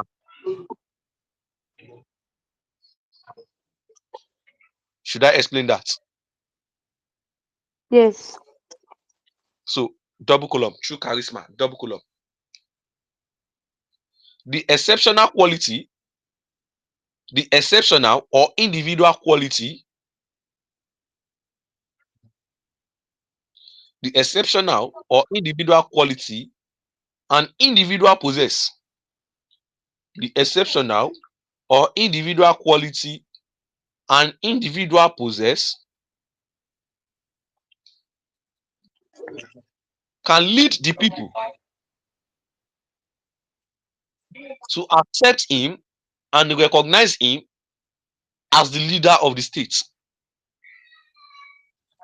Can make the people accept him and recognize him as the leader of the state. The exceptional quality or individual quality an individual possess can make the people accept him as the leader of the state. Do you understand that? Do you get that? Yes, sir. So that special quality that person possess can make the people accept him as the leader of the state. For example, have you ever heard of the word offer title holders?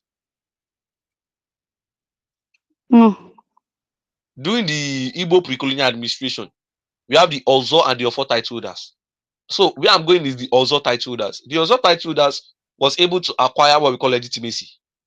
They were able to be recognized. They were being recognized due to the weight and the exceptional quality they possess.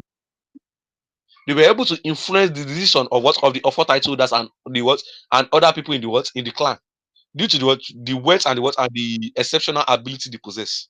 That is what charismatic authority is talking about. Do you understand that? Yes, sir. The next one is that is how many? How many have I mentioned? That's 4. 4. Okay, okay, Yes. okay. Can you please list them out? Mm. He said election, and One. you explained it. 2, Okay, through good public policy, good okay, leadership quality, and okay, through charisma. okay. The last one I will mention is through good foreign policy. Through good foreign policy. Through good foreign policy. Do you get that? Good. Foreign policy. Foreign policy.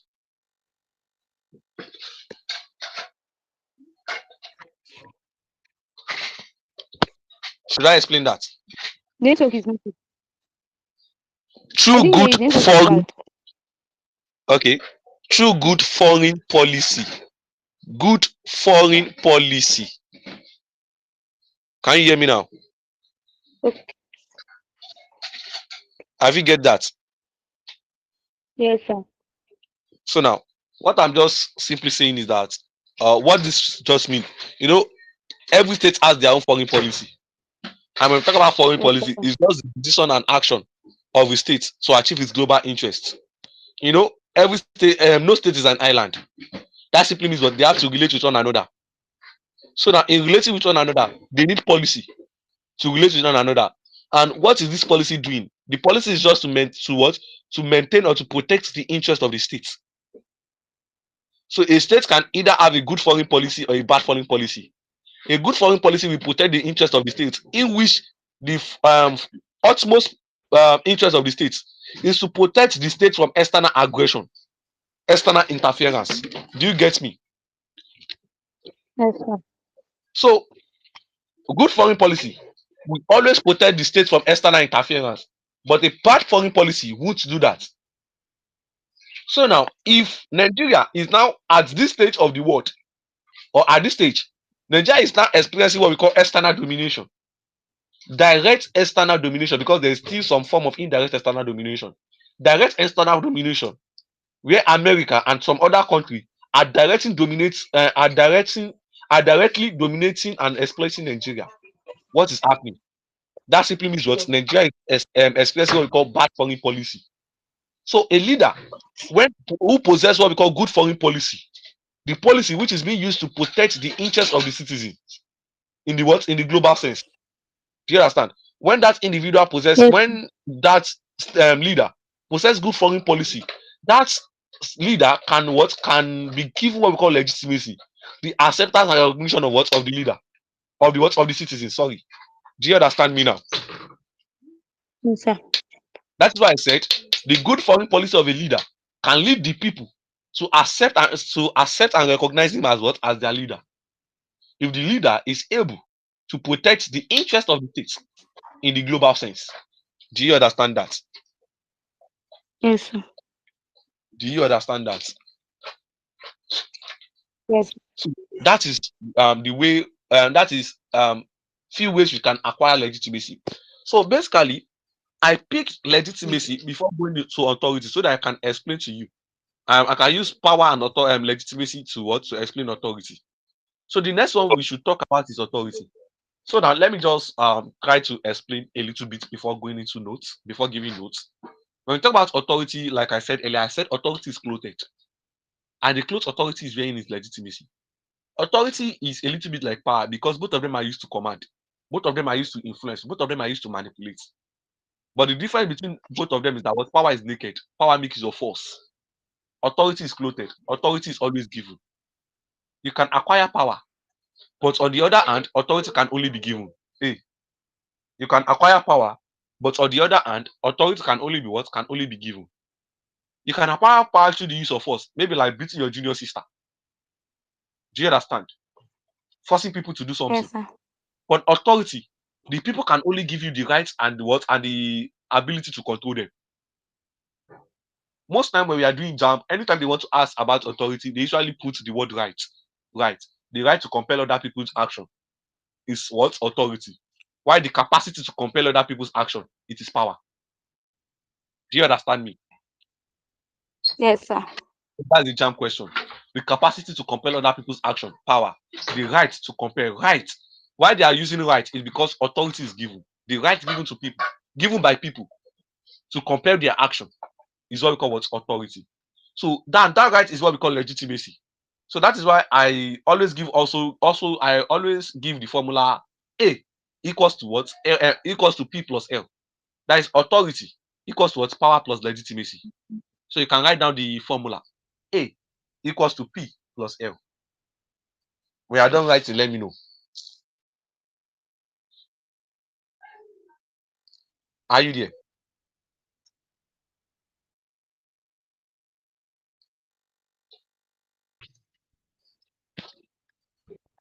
Anoluwa, are you there? Yes, sir. Do Yes, you sir. get me? Do you get the formula?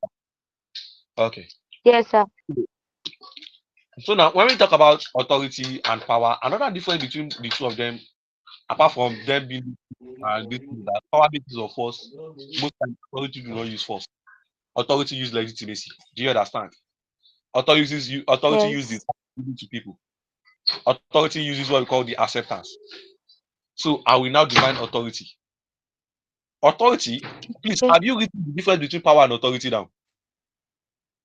Yes, sir. You've written some of them right down, right? How many do you write?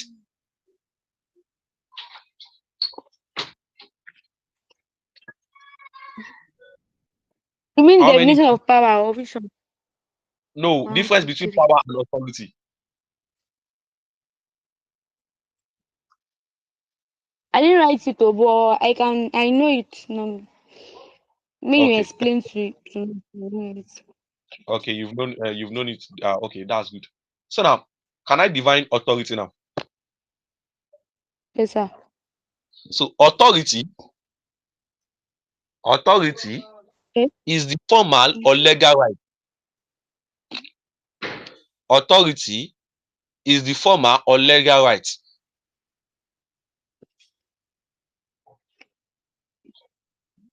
Authority is the formal or legal right. When you are there, let me know. Okay, sir. And then, Okay, authority is the formal or legal right.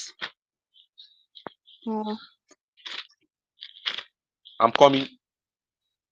okay. To make decision, yes. To make and enforce law, yes. Authority is the formal or legal right to make and enforce law. To make and enforce law. Authority is the formal or legal right to make and enforce law, which the citizen must obey. Authority is the formal or legal right to make and enforce law, which the citizen must obey. Did you get that? Yes, sir. Authority. So now, when you look at it, authority is just talking about that legitimacy you give to a leader that allows him make law. That legitimacy, that's right you give to him that allows him what to control you. In which you must obey his command or what or his law. That is what we call authority. So authority is both the addition of what power plus legitimacy, the way I said earlier. I said authority now is the formal or legal right to make and enforce law, which is what which the citizen must obey. That is authority for you. So anytime they want to ask question on authority in JAMB, they usually put the word right. Yes, because it is authority is the right to compare. Authority is the right to command. Authority is the right to manipulate. Why? Because this right is being given by us to the leaders. Do you understand me? Yes, sir. So that is what we call what authority. So basically, we have types of authority. Yes, types of authority. Types of authority. Are you there? Yes, sir. According to Max Weber, yes, according to Max Weber, should I spell the Max Weber?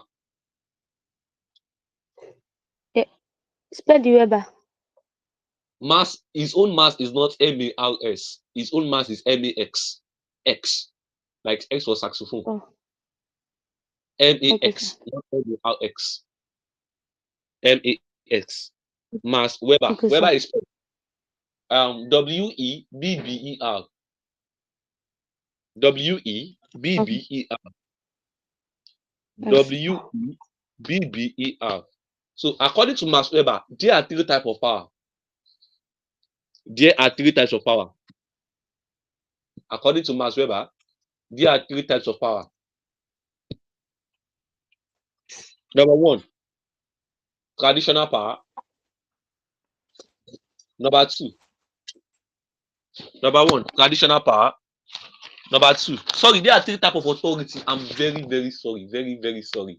According to Max Weber, there are three types of Okay. authority. I'm That very, very answer. There are three types of authority. Number one, traditional authority. Number two, Okay. charismatic authority. Number two, charismatic authority. Charismatic authority.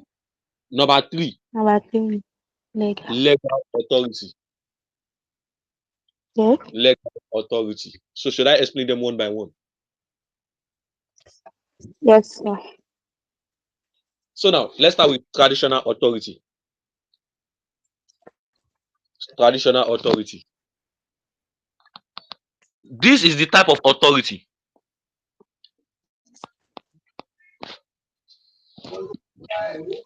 Traditional authority is the type of authority given Okay. by the custom tradition. Traditional authority Given by by the custom tradition. custom By the custom and tradition to the traditional and rulers. tradition. Yes, and tradition. Custom and tradition. To the traditional rulers or council of chiefs. To the traditional rulers or council of chiefs. Traditional authority is the type of authority given by the custom and tradition to the traditional rulers or council of chiefs. Sir. Do you get that? Sir? Yes, sir. Full stop. Number two. Number two. Yes. Charismatic authority. Charismatic authority.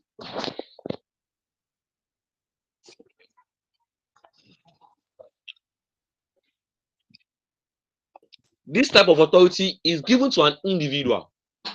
This type of authority is given to an individual. This type of authority is given to an individual due to the exceptional ability he or she possesses. This type of authority is given to an individual due to the exceptional ability he or she possesses. Due to the exceptional ability he or she possesses.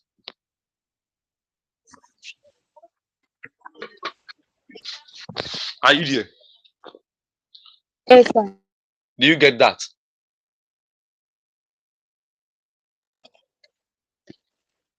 Do you get that? Yes, sir. So the last one is what? Legal.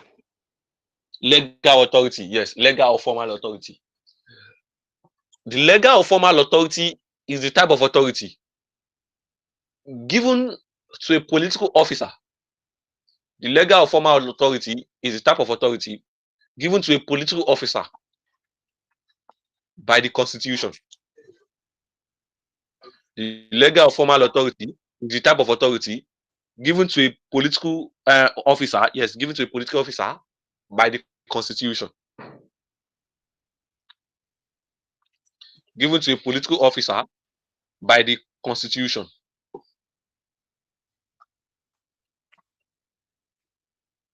Do you get that? Yes, sir. Basically, this is according to Max Weber. And this is not just the type of authority we have. But according to him, he believed we have three type of authority. We have the what? Legal or formal, getting from the Constitution. We have the charismatic authority, getting from the Okay. exceptional or individual quality. and we have the traditional authority. But we also have some others authority. Can I mention them? Some other type of authority. Okay. So other type of authority include. Other type of authority include. Other type of authority include. Other type of authority include. Of authority. Other types of authority include. Include. Authority. I said other types of authority includes. Do you get that now?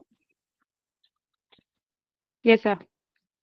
Number one includes number one delegated authority.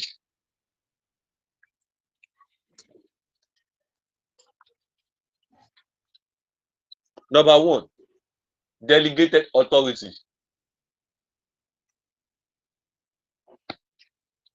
Can I explain that? Yes, sir. So right, this type of authority is being transferred. This type of authority is being transferred to transfer. Is being transferred from an upper body to a lower body. This type of authority is being transferred from an upper body to a lower body just to perform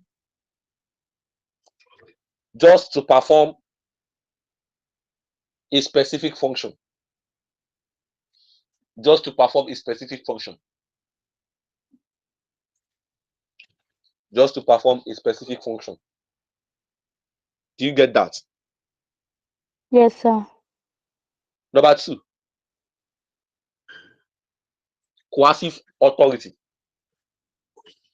Coercive authority. COERCIVE. Coercive authority.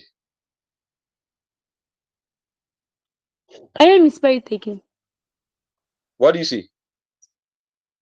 Let me spell it again. The COER coercive. COER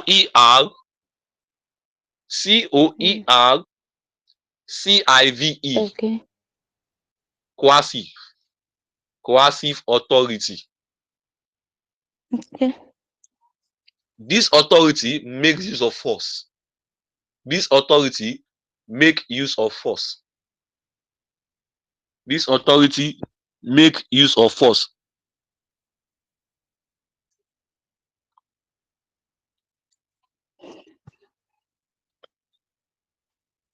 Do you get that? Yes, sir. Number three now, right? Yes. Number three, technical authority. Yes. Technical authority. Technical authority. Technical authority. Technical authority. This authority, this authority, this authority, Okay.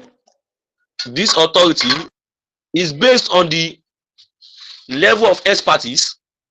This authority is based on the level of expertise. This authority is based on the level of expertise. You can spell expertise right. Right? Yes. Yes. It's based Yes. on the level of expertise the individual has. It's based on the Yes. level of expertise the individual has acquired on an occupation. It's based on the level of expertise the individual has acquired on an occupation. On an occupation. Has acquired on an occupation. Do you get that? Yes, sir. So now a very good example of this one is those people learning maybe hairdresser, hair stylist, tailor, or what do they call themselves? Is it stylist? I can buy now. Those people don't do occupation now. You know, their boss, they give their boss a certain form of authority, whereby their boss can control them and compel them. It gets to a point Yes, of sir. it gets to a point of time whereby some of them will even go to their boss out to wash their clothes, the clothes of their boss. So what is their Yes, boss using?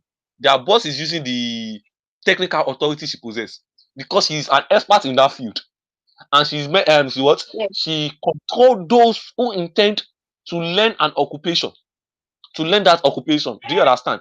That's what we call what technical authority, controlling them. The right given to what to the boss, which is being used to control them, is called what a technical authority. Do you understand that? yes, sir. So another form is the positional authority. The positional authority.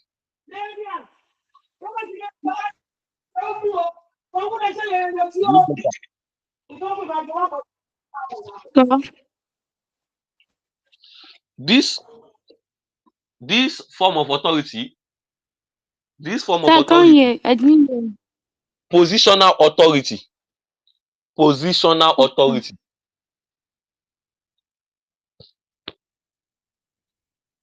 This form, Okay. this form of authority Mm. is given to an individual. Is given to an individual due to the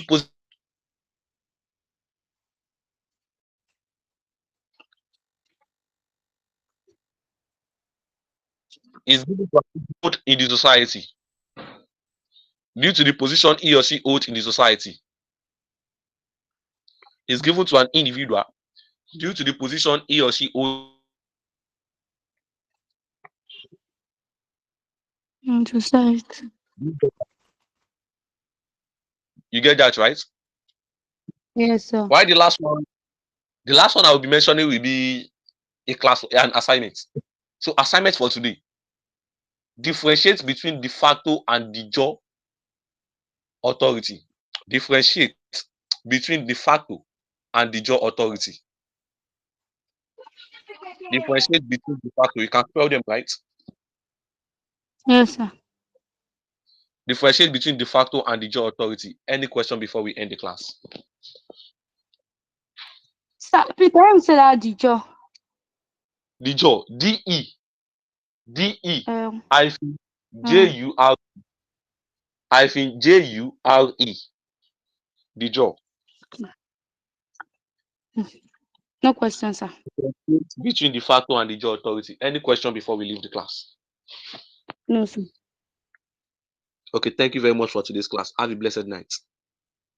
Good night, sir.